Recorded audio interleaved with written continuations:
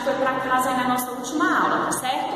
Abra sua ficha de atividade na página 103 e vamos começar pela primeira questão, que nos questiona aí um pouco sobre o início das festividades, as festas juninas, né? A sua origem.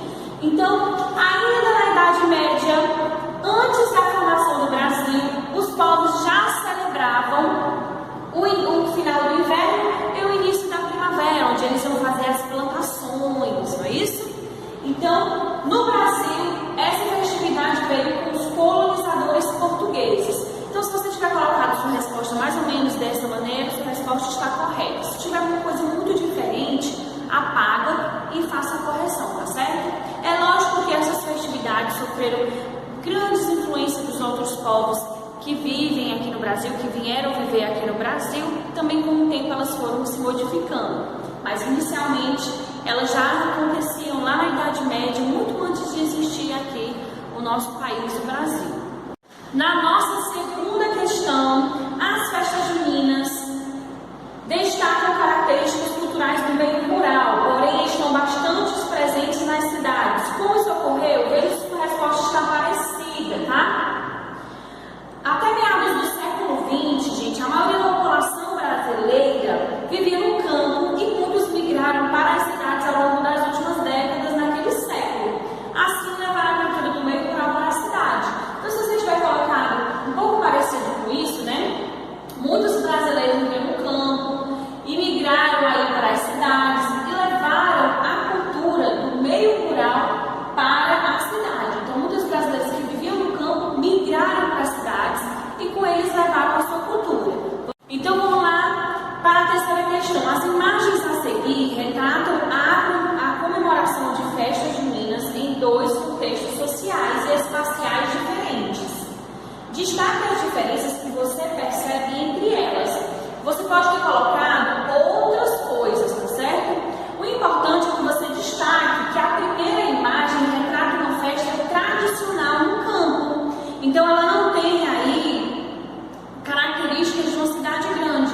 Ela mostra em um lugar bem pequeno, acontecendo aí mesmo no campo, né, no meio rural. A segunda acontece no meio urbano, ou seja, na cidade, e com elementos presentes nas grandes cidades. A gente pode ver essas placas aí luminosas, né, de estabelecimentos.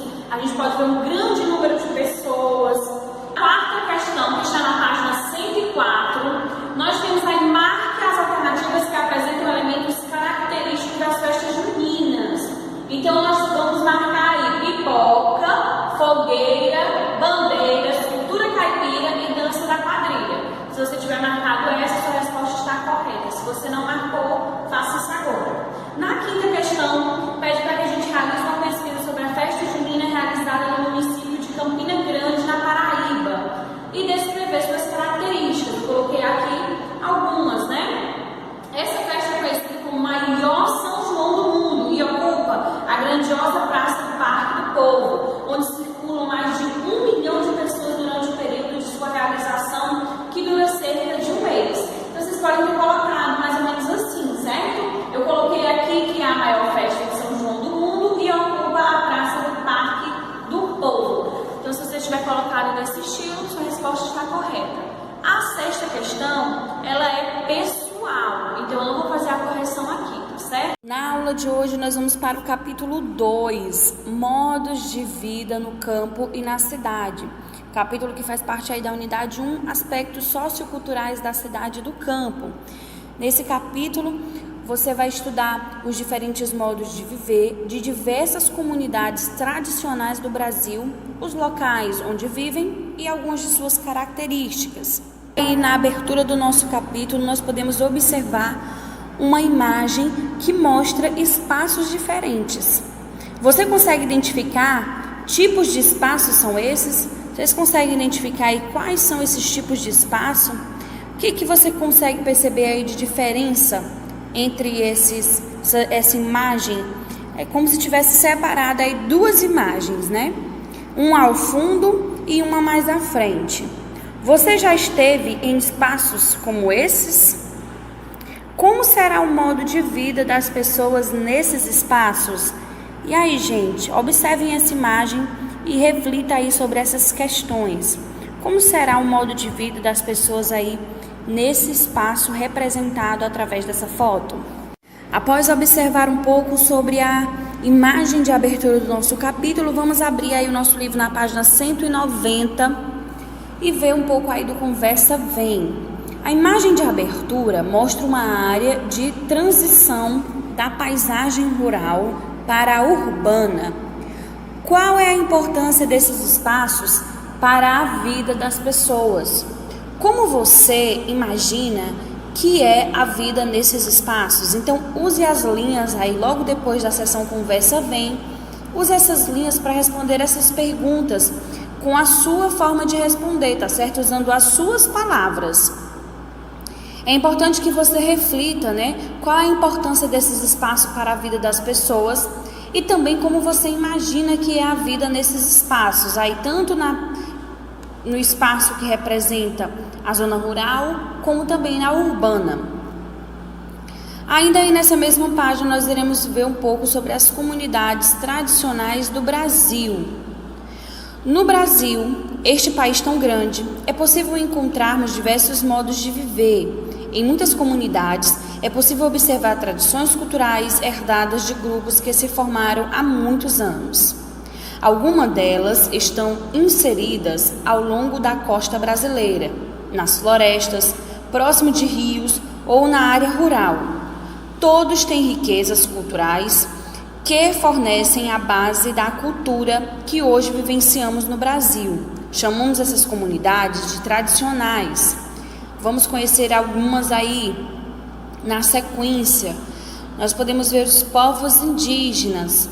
E aí nós já podemos ver o que é etnia, que é um grupo social diferenciado de outros por laços específicos de cultura, religião, língua, comportamento e que compartilha origens e histórias comuns. Dados de 2010 no Instituto Brasileiro de Geografia e Estatística, IBGE, indicam que a população indígena atingiu 896.900 pessoas, distribuídas em 305 etnias e falantes de 274 idiomas. Como nós já estudamos, os povos indígenas são os povos nativos da nossa terra, então eles já estavam aqui muito antes da nossa colonização. E esses povos ainda estão presentes no nosso território brasileiro, têm sua própria cultura, muitos deles falam em um idioma que não é o nosso, não é o português, né? Como vocês estão vendo aí, tem mais de 274 idiomas dessas tribos nativas aqui do nosso território. Isso representa uma melhora em relação aos últimos séculos, quando houve uma queda numérica dessa população, em razão de diversos fatores relacionados à chegada de povos europeus em busca de terras e riquezas no Brasil. Logo aí na página 191, nós temos a seção Para Saber Mais. O IBGE. O Instituto Brasileiro de Geografia e Estatística, IBGE, é o principal órgão responsável por reunir, analisar e disponibilizar dados e informações do país, que atendem às necessidades dos mais diversos segmentos da sociedade civil, bem como dos órgãos das esferas governamentais, federal, estadual e municipal. O IBGE oferece uma visão completa e atual do país, por meio de desempenho de suas principais funções: produção e análise de informações estatísticas, coordenação e consolidação das informações estatísticas, produção e análise de informações geográficas, coordenação e consolidação das informações geográficas, estruturação e implantação de um sistema das informações ambientais, documentação e disseminação de informações e coordenação dos sistemas estatísticos e cartográficos nacionais. Então, aqui na seção Para Saber Mais, nós podemos ver um pouco sobre o IBGE, já que no início do nosso texto mostra aí um levantamento das pessoas, né, e a distribuição desses indígenas, também os idiomas falados. Então, o IBGE é exatamente esse instituto que produz, analisa, coordena e faz aí toda essa pesquisa relacionado a diversos assuntos, né? Um deles foi esse que a gente acabou de ver, sobre a população indígena do nosso país. Na página 191, nós vamos continuar o nosso conteúdo sobre os indígenas. Na culinária, são muitos os ingredientes de origem indígena, com destaque para a mandioca, da qual os indígenas extraem o caldo e fazem farinha para se alimentarem com as tão famosas tapiocas. As ocas, nome dado às moradias indígenas, variam em tamanho. São produzidas por materiais extraídos da natureza, como madeira, fibras, palha e barro. Em algumas tribos existem ocas coletivas que podem abrigar várias famílias. Cerca de 39% da população atual de indígenas brasileiros vivem nas cidades em busca de melhores condições de vida, seja no mercado de trabalho, seja em instituições de ensino, onde procuram qualificação para se adaptarem às exigências de modo de vida urbano. Então nós podemos ver a imagem da organização de ocas em uma tribo composta de 400 pessoas localizadas no estado do Mato Grosso. Na nossa página seguinte, página 92, nós temos a atividade Mão na Massa. Observe esse mapa, ele representa o território brasileiro, sua divisão em unidades federativas e terras indígenas existentes em cada estado. Com base na interpretação dos dados que o mapa apresenta, responda às questões a seguir. Então, aí na página 192, você pode observar esse mapa. Abra aí o seu livro na página 192 e observe o mapa. Veja que logo aí no final do mapa nós temos uma legenda. Os pontos em rosa, em estudo e restrições. Esse aí mais clarinho, quase um laranja, né, cor da pele, é as áreas delimitadas. De laranja, as áreas que estão declaradas. De amarelo, as que estão homologadas. De verde escuro, encaminhada como reserva indígena. E de verdinho claro, as regularizadas. Então, vamos observar o mapa e ver que existe aí, né, principalmente no estado do Pará, lá em cima, Roraima, Amazonas, Acre, a gente vê vários pontos em verde claro, né? A gente vê algum ponto em verde claro aqui no nosso estado. A gente pode observar que existe alguns pontos rosas, mas não existe nenhum ponto em verdinho claro aqui no nosso estado, né? Nem no Piauí, que é aqui nossos vizinhos, né? Rio Grande do Norte também não, Bahia, vê um ponto aí em verde escuro. E aí a gente vai observar o mapa e juntos nós vamos responder essas 3 questões aí em relação ao mapa. Para entender o significado da legenda do mapa, leia a descrição a seguir. Então a gente vai ver aqui o que é as restrições. São as imposições de uma condição para que algo seja aceito ou realizado. Então aí as que estão em restrição são exatamente essas que estão aí de rosa, né? Então elas ainda têm alguma imposição, alguma condição para que ela seja aceita ou realizado. Delimitados são as que sofreu delimitação, que recebeu limite, ou seja, as que já estão ali delimitadas como áreas indígenas. Homologadas são as terras que já foram reconhecidas como terras indígenas. E regularizado é a que já estão normalizar, que já estão regularizadas aí também como terras indígenas. Qual é o título do mapa? Então, lá no início do mapa, logo bem em cima, nós temos aí Brasil, terras indígenas. Então, esse aqui é o título do mapa. O título do mapa sempre vai estar lá em cima no topo do mapa. Então, vamos aqui colocar a nossa resposta.